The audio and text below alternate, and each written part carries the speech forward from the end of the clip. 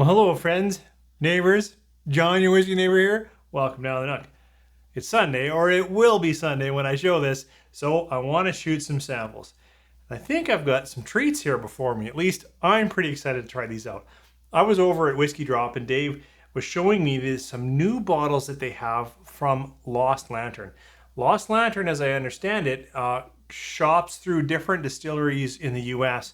to find unique single casks, then buys those casks and either further aging or what, I'm not sure, but certainly finds a cask and then does a limited release bottling of that. So each of these three samples are from Lost Lantern.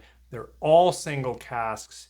And I've got Smooth Ambler, 2 styles, and McCarthy's, I think from Clear Creek Distillery in Oregon. So if you've got any single cask from Smooth Ambler or Clear Creek, why don't you pour a dram? And when you come back, I just dumped them. I've let them sit for about just under 10 minutes. And I'm excited to try these samples with you, nose and taste. 3, 4.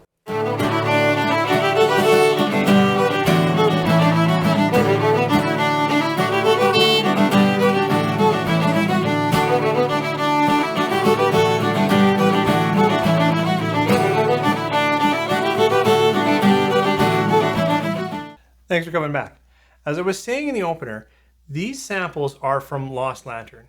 Lost Lantern, started by 2 people, I believe. I went on their website, I think it was Nora and Adam, have connections in the whiskey industry. And from those connections, they decided, hey, let's do independent bottling. We see a lot of that over in Scotland with Scotch. We don't see as much in the US. So this is kind of the American take, or one of the groups. There's a couple of groups now that are doing this. So these are all single releases. What I have today is, this is from Smooth Ambler. This is the number 1. I wrote down a couple of things, so I'll look at it when I'm reviewing it. And then Smooth Ambler cask number 7. And then I have McCarthy's American Single Malt, I think, from Clear Creek Distillery.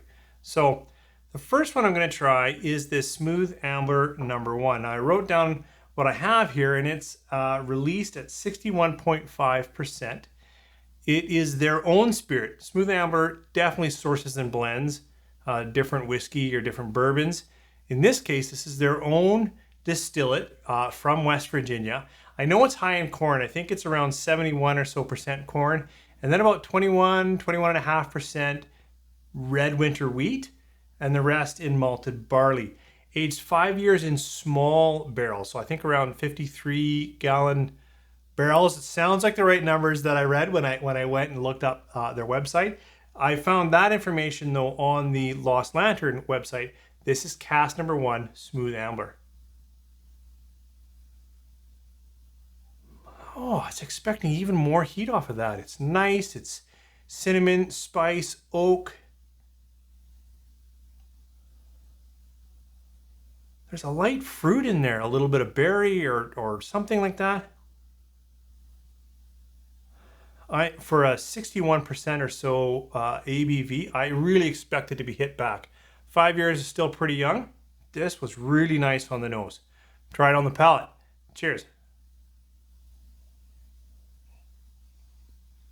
That is an interplay from a sweet dark cherry, oak. Now the cinnamon is still there, but I've got a bit of cracked pepper. Back into a little more cherry. It's nice. Most of the bourbons I've been having lately have been a little more spicy, oaky, forward, and the fruit is in the background. This isn't fruity, like, oh my goodness, fruity, but I'm clearly getting some notes of some dark cherry in there, in with a nice spicy, oaky, a little bit peppery profile. Another little sip. Try all these with a little bit of water later, but this Smooth Ambler cask number 1 from Lost Lantern, fantastic. Coating, balance between fruit and spice with just a background of oak. Nice bourbon. So second single cask release here is another Smooth Ambler. This is the number 7 cask. I think all the basics are the same, around 70 corn, 21 wheat, and 7 barley. And then 5 years, I think all of that is the same, but it's a different single cask. This one came out a little hotter, I think 62.1%. But everything else going in is the same. So we'll see what's changed, nose and palate.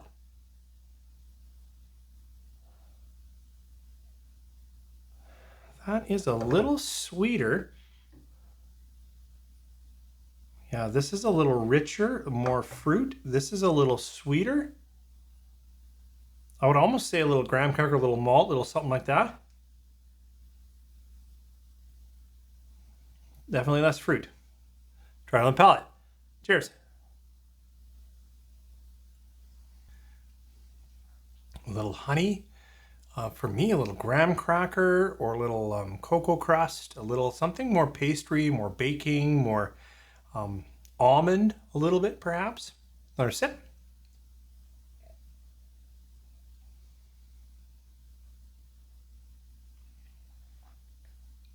This cask number 7 from Lost Lantern is a little more like some of the other bourbons I've been having lately. Lots of spicing, broad spicing palate, little more toasted, roasted oaks, which gives that almond, sort of that more oak profile, missing a little bit of the fruit. Very nice, nicely spiced. Again, coating, very strong, good bourbons, a good follow-up, and different, even though almost everything is the same in terms of numbers, but certainly can illustrate the difference a single cask can make. I think I'm going to put a bit of water on these 2 Smooth Amblers before I try the McCarthy's, because the McCarthy's is a peated American single malt, and I find peat can really echo for a long time and probably will affect my tasting of these.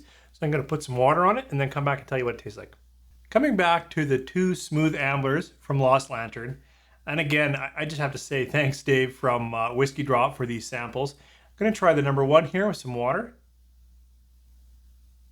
Oh, it's still a very nice, rich nose. I made a comment earlier that it was relaxed, even though it's such a high proof. Now it's even more relaxed, but it's a little creamier, a little nuttier, a little praline in that nose. Palate? That is a really beautiful bourbon for me right now. It's just singing a lot of what my palate is looking for. It's rich, it's creamy. I said it recently about another bourbon, but it's a little bit fudgy. It's got some fruit notes in it, a little bit dark cherry if there's fruit in there. With water, that even is better. What a beautiful dram. The Smooth Ambler number 7 from Lost Lantern. Similar nose, not a lot of change with the water, maybe a little more oak on the palate. Continues to be drier, spicier, good flavors, good sugars. Mentioned honey, there's not honey now, but more brown sugar. Good. Clearly today my palate is liking that number 1. This is a great bourbon. I would happily have a bottle of this Cask 7. But just comparing them head to head, this number 1 really sang my tune. So coming over to McCarthy's. Now, I've only heard of this from Phil and Julie, the Bourbon Van. They're fantastic to watch. Their 5 Sip Fridays are just a wild ride. And I think it was 5 Whiskeys. They started that trend in YouTube, and this was one of their picks, as in this is a great, I'm pretty sure it was Phil who likes a little more peat than Julie. This is a different expression because it's a single cask picked by Lost Lantern. Theirs was a single cask picked by I think a local liquor store. But this is 3 years, 11 months. It is with peated malt from Islay. All of it though fermented, distilled, aged in Oregon, and we'll see what we get. Nose and palate. So different. Right away, it is that peat, that smolder, that earthy. But it's American single peat. It's not. It's Islay peat, but it's got some oak structure that comes up right away, some fresh oak that you just don't get when you're getting an Islay that's usually aged ex-bourbon, ex-Oloroso, those kind of first fill perhaps, but they've had other liquids in them. Other things would be some fruits, dark stewed fruits, plums. No, not plums. Just stewed apples. Vanillas.